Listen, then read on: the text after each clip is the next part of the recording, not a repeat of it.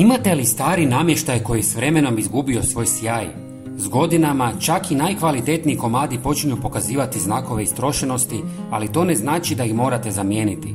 Danas ću vam otkriti jednostavan i brz način da vaš namještaj ponovo zablista koristeći potpuno prirodne sastojke.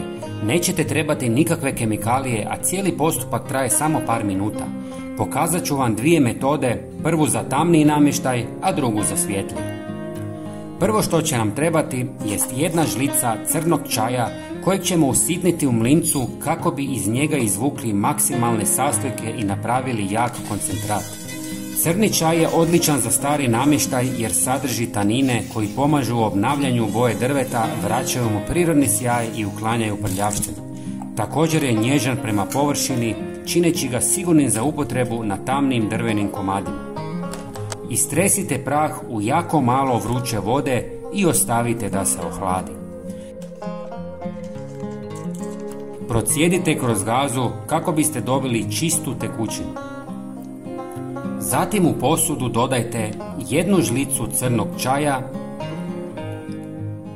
jednu žlicu octa i jednu žlicu lanenog ulja. Omjer sastojaka je jednak. Sve dobro promiješajte. Ocat, laneno ulje i crni čaj zajedno su odlični za obnovu starog namještaja. Ocat štiti i uklanja prljavštinu, crni čaj s taninima osvježava boju i vraća sjaj drvetu, dok laneno ulje dubinski hrani i štiti površinu od isušivanja. Ova kombinacija prirodnih sastojaka obnavlja drvo bez agresivnih kemikalija, čuvajući njegovu ljepotu i dugotrajnost. Nanesite sredstvo na površinu, pažljivo utrljajte i ispolirajte. Pustite da drvo upije ulje oko 10 minuta, a zatim obrišite čistom hrpom kako biste postigli savršen sjaj. Primijetit ćete koliko se drvo blista i koliko je promjena očita.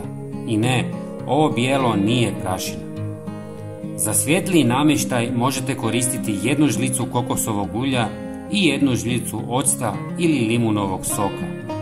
Dragi prijatelji, bilo bi nam drago ako biste ovaj video podijelili s vašim prijateljima kako bi i oni mogli obnoviti stari namještaj. Hvala vam na podršci i srdačan pozdrav!